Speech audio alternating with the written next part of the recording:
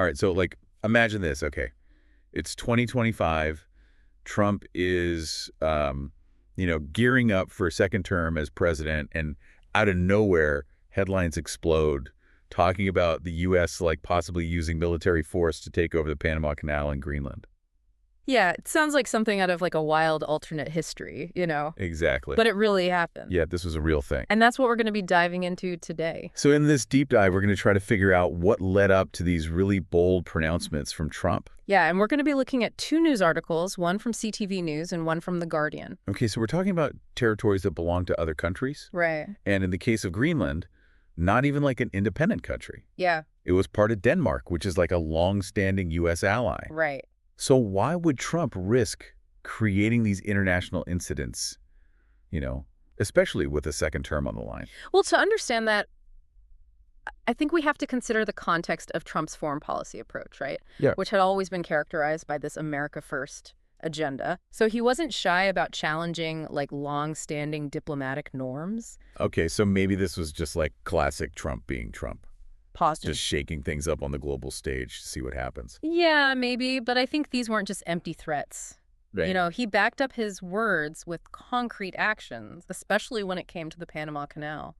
Okay, so let's talk about Panama. Yeah. What exactly was Trump's claim regarding the Panama Canal? Well, he argued that the Panama Canal was super important for U.S. economic security, and he even suggested that it was under Chinese control, which wasn't actually true, according to the CTV News article. Oh, yeah. And he even hinted at the possibility of, like, military intervention to regain control. Wow. Okay, so was this like a calculated move to pressure Panama, or was there something more behind his insistence that the canal was, like, operated by China? Yeah, that's interesting, isn't it? The article clarifies that Panama had been in control of the canal since 1999 following a treaty with the U.S. Oh, right. So Trump's framing of the issue, even if it was inaccurate, might reveal a deliberate strategy to portray China as a threat to U.S. interests, Okay.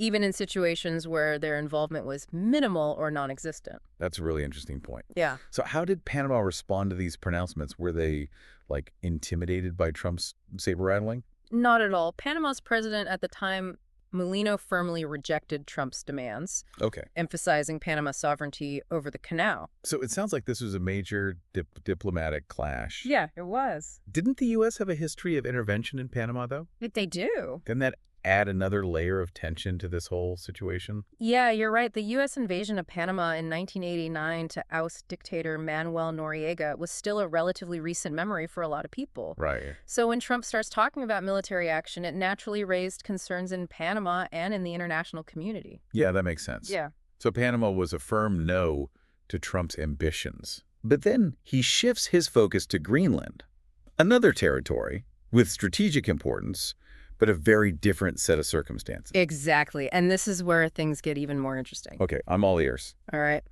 What made Greenland so appealing to Trump? And, like, how did he go about pursuing his objectives there? Well, Trump declared that Greenland was essential for U.S. national security. Okay. He argued that its strategic location in the Arctic was crucial for projecting American power in the region. But wasn't Greenland part of Denmark? Yeah, Does that complicate things a bit? absolutely. Greenland is an autonomous territory of Denmark, Okay. which is a close U.S. ally, particularly within NATO. Right. So Trump's pronouncements created a very delicate situation. I can see how that would put Denmark in a tough spot. Yeah. On the one hand, they have a strong alliance with the U.S., but on the other, their territorial integrity is being challenged. Right. So how did they respond to this pressure from Trump? Well, Denmark's Prime Minister Frederiksen took a firm stance, stating that Greenland's future would be determined by its people, not by external forces, and that it was not for sale. Okay. She also emphasized the importance of the U.S.-Denmark alliance, particularly within NATO. Right. So kind of subtly reminding Trump of the potential consequences of his actions. So Panama pushes back, Denmark pushes back. It seems like Trump was facing resistance on, like, multiple fronts. Yeah. What was his next move? Did he back down? Not exactly. Instead of engaging in traditional diplomatic channels, Trump opted for a different approach, one that relied more on pressure tactics and a public relations campaign. Wait, are we talking about the infamous Make Greenland Great Again hats? You got it. Because I remember those making headlines. Yeah, that's where Donald Trump Jr. enters the picture, and it gets really interesting. Okay, so Donald Jr. shows up in Greenland, handing out Meiji hats, Right. having lunch with locals. It Yeah. sounds like a campaign stop. Yeah. But for a territory that wasn't even part of the U.S., Right. what was the thinking behind that? It's hard to say for sure. Some speculated that it was a way to create a sense of goodwill among the Greenlandic people, Okay. perhaps to soften the ground for eventual negotiations. Right. Others saw it as a publicity stunt designed to generate headlines and appeal to Trump's domestic base. And remember that phone call. Yeah. Donald Jr. actually got his father on the phone to speak to the locals. Yes, and during that call, Trump was heard saying to the people of Greenland, "We're going to treat you well," Oh, wow. which was unusual and arguably inappropriate, Yeah. especially given the diplomatic tensions with Denmark. So we've got a determined Trump eyeing Greenland, Uh-huh. a firm rebuke from Denmark, Right. and a surreal cameo by Donald Jr. distributing Meiji hats. Yeah. It's a lot. It is. Where does Canada fit into all of this? Yeah. I know Trump didn't exactly shy away from expressing his opinions about our neighbors to the north. You're right. He didn't limit his ambitions to Panama and Greenland.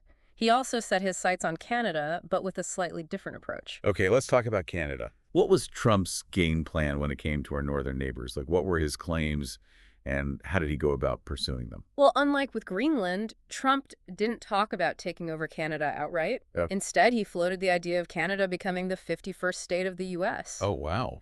He even went so far as to jokingly refer to Prime Minister Trudeau as governor, Really? which is clearly intended to be provocative. So it was more of a subtle approach with Canada, Yeah, but still provocative. right.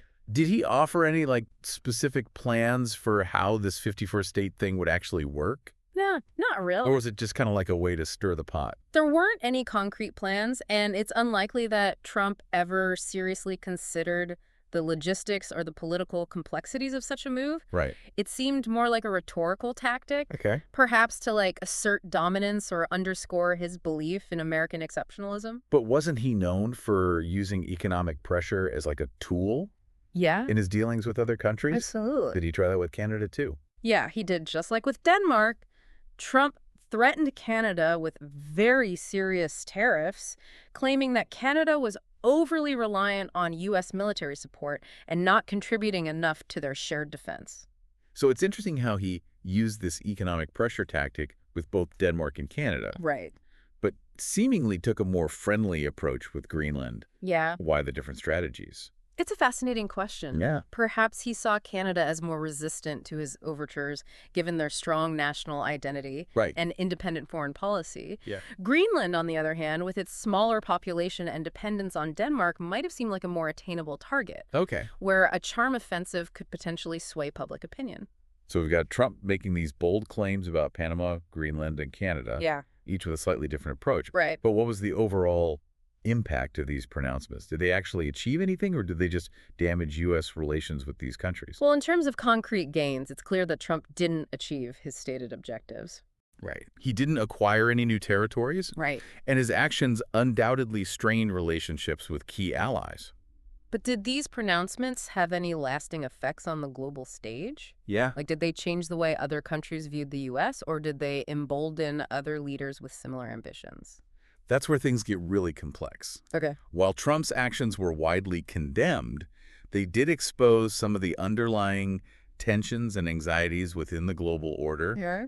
His willingness to challenge the status quo, even if through provocative means, resonated with certain segments of the population who felt disenfranchised or overlooked by the existing system. So even though his methods were often criticized, Yeah. his message, found an audience. Precisely, and that's an important point to consider. Yeah. Trump's pronouncements tapped into a vein of nationalist sentiment that was on the rise in many parts of the world. Okay. A sentiment that questioned the fairness and efficacy of global institutions and agreements. So he inadvertently gave a voice to those who felt marginalized by the existing global order. Yes. It's almost as if he unintentionally highlighted some of the cracks in the system, Yeah. even if he didn't offer any viable solutions. Yes, and I think that's one of the unintended consequences of his actions. Okay. He may not have achieved his immediate goals, Right. but he did contribute to a broader shift in the global political landscape, Okay. one that emphasized national sovereignty and challenged the idea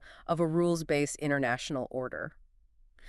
It sounds like these seemingly isolated incidents actually had like a ripple effect, Yeah, influencing global perceptions and potentially shaping future events. exactly. That's a lot to unpack. It is, and it highlights the importance of analyzing not just what leaders say, Right. but also the broader context in which those statements are made. Yeah. Words have power, and they can have a lasting impact on the course of history. Absolutely. Yeah. So we've talked about the claims, the responses, and the broader implications. But something that struck me while reading these articles was the role of the media. Uh-huh. It made me think about how the way these events were reported Right. shaped public perception Yeah. and potentially influenced the course of events. That's a crucial point. The media plays a critical role in shaping our understanding of complex issues, Yeah. especially in the realm of international relations. It's not just about reporting the facts, is it? Right. The way these stories are framed, Yeah. the language used, Uh-huh. the experts interviewed, all contribute to the narrative that gets presented to the public. Exactly. And in this case, the media had a responsibility to go beyond simply repeating Trump's pronouncements. Right. They needed to provide context, analyze the potential consequences of his actions, Right. and highlight the perspectives of the affected countries. So the media has a duty to not only inform, Uh-huh. but also to provide analysis and interpretation, helping the public understand the complexities of these situations. Yeah. It's a lot of responsibility. It is, and it highlights the importance of media literacy. Right. As consumers of news, we need to be critical thinkers. Yeah. We need to question sources, Right. consider different perspectives, Yeah. and be aware of potential biases in the information we're receiving. It's a reminder that we can't just passively consume news. Right. We need to actively engage with it, Yeah. to analyze it, and to form our own informed opinions. Exactly. But I feel like there's still like a big question lingering. Okay. What was Trump truly trying to achieve with all of this? That's the million-dollar question, isn't it? Yeah. Unfortunately, there's no easy answer. Right. We can analyze his actions, Yeah. his rhetoric, Yeah. and his political agenda. Right. But ultimately, his true motivations remain elusive. Okay, so let's speculate. Yeah. What are some possible explanations for his behavior? Was he genuinely convinced that seizing these territories would benefit the U.S.? Or was there something else at play? Well, one possibility is that he genuinely believed in the strategic value of these territories. Okay. He often framed his foreign policy in terms of winning and strength. Right. And he might have seen these acquisitions as tangible symbols of American power and dominance. So he might have seen these territories as strategic assets that could enhance America's global standing. Yeah. It's a bit like a geopolitical chess game, Mhm. with him trying to make these bold moves to gain an advantage. That's one interpretation. Another possibility is that these pronouncements were primarily intended for a domestic audience. Okay. Remember, his America First rhetoric resonated strongly with a segment of the population that felt the U.S. had been taken advantage of on the world stage. Right, so maybe these territorial ambitions were a way to tap into that sentiment, Yeah. to project an image of strength and decisiveness, Right. even if the actual feasibility of those ambitions was questionable. Exactly. And it's worth noting that these pronouncements came at a time of heightened nationalism and populism, both in the U.S. and globally. Okay. Trump was very adept at tapping into those currents and channeling them to his advantage. So it's possible he was playing to those nationalist sentiments, Uh-huh. both at home and abroad, Yeah. using these bold pronouncements to solidify his base Yeah. and project an image of strength. It's certainly a plausible explanation, and of course we can't rule out the possibility that these pronouncements were partly motivated by a desire to distract from other issues or controversies that were swirling around his administration at the time. The classic distraction tactic, it's like Yeah. a tried and true method in politics. Mm-hmm. Create a big attention-grabbing spectacle Yeah. to shift focus away from potentially more damaging news. Precisely. And Trump was no stranger to controversy. Right. So it's not inconceivable that these pronouncements were partly a calculated move to control the narrative and deflect attention from other potentially more problematic issues. So we have several possible explanations. Yeah. A genuine belief in the strategic value of these territories, Uh-huh. an appeal to nationalist sentiments, Right. and a distraction tactic. Uh-huh. It's likely a combination of all three. Right. Most likely, human motivations are rarely simple or straightforward. Yeah. And in the case of someone like Donald Trump, whose personality and political style were so unconventional, it's even more difficult to disentangle the various factors at play. It's like a complex equation with multiple variables. All right. And we're trying to solve for X, But maybe there isn't just one X. Uh-huh. Maybe there are multiple solutions, or maybe there isn't a solution at all. That's the challenge and the intrigue of analyzing history and politics. Yeah. We're constantly seeking answers, trying to make sense of complex events and motivations, but often we're left with more questions than answers. But even without like definitive answers, Yeah, I think this deep dive has been incredibly insightful. I agree. We've explored Trump's claims, Uh-huh. the responses from the affected countries, Right. the historical context, the broader implications for international relations, Uh-huh. the role of the media. Right. It's been quite a journey. I agree. And I think the key takeaway here is that we live in a complex and interconnected world Yeah. where seemingly isolated events can have ripple effects across the globe. Right. It's crucial to be informed, Yeah. to think critically, and to engage in thoughtful discussions about these issues because they shape the world we live in. Yeah, it really makes you realize that we're all part of like this much larger story. Right. And like our actions, even seemingly insignificant ones, Yeah. can have unforeseen consequences. Yeah, for sure. It's kind of both humbling and a bit daunting. Absolutely. And I think that's one of the key takeaways from this deep dive into Trump's territorial ambitions. Yeah. It reminds us that the world is constantly evolving, Right. that power dynamics are shifting, Yeah. and that we need to be attentive to these changes to analyze them and to understand their implications for the future. So as we wrap up, what are like some of the lasting effects of these pronouncements? Even though Trump didn't achieve his immediate goals, Right.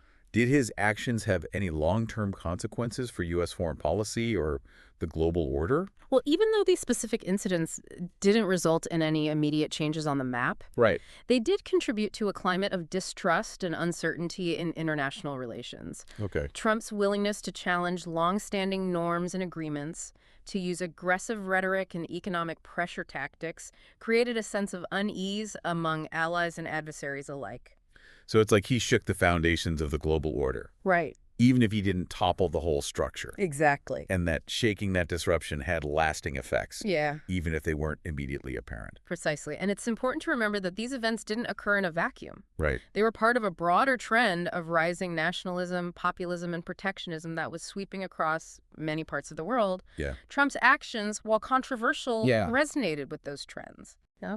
And in some ways, they emboldened other leaders who were pursuing similar agendas. So it's possible that Trump's pronouncements, even though they didn't achieve their stated objectives, All right. might have emboldened other leaders with similar territorial ambitions Yeah. or a willingness to flout international norms. Yeah. It's a sobering thought. It is, and it highlights the importance of diplomacy, You're right. multilateralism, and a commitment to a rules-based international order. Yeah. When those principles are undermined, when power becomes the primary currency in international relations, the consequences can be far-reaching and unpredictable. It makes you wonder how things might have unfolded differently if Trump had taken a more diplomatic approach. Yeah. If he had engaged with these countries through traditional channels. Right. If he had focused on building consensus rather than confrontation. Exactly. But that's a whole other deep dive, I suppose. Indeed, and perhaps a topic for another day. But for now, I think we've covered a lot of ground, explored some complex issues, and hopefully gained a deeper understanding of the events and the forces that shaped this particular chapter in history. And a reminder that history isn't just a collection of dry facts and dates. Yeah. It's a living, breathing narrative Right. filled with human drama, ambition, miscalculations, and unintended consequences. Yeah. And it's up to us to learn from the past, to analyze it critically, and to apply those lessons to the challenges we face in the present. Well said. And on that note, I think it's time to emerge from this deep dive into the tumultuous world of Trump's territorial ambitions. Right. It's been a fascinating journey. It has. And I hope you'll join us again as we continue to explore the complexities of our world. Absolutely. And to our listeners, keep those questions coming. Yeah. There's always more to discover, more to analyze, and more to learn. Right. Until next time, keep diving deep.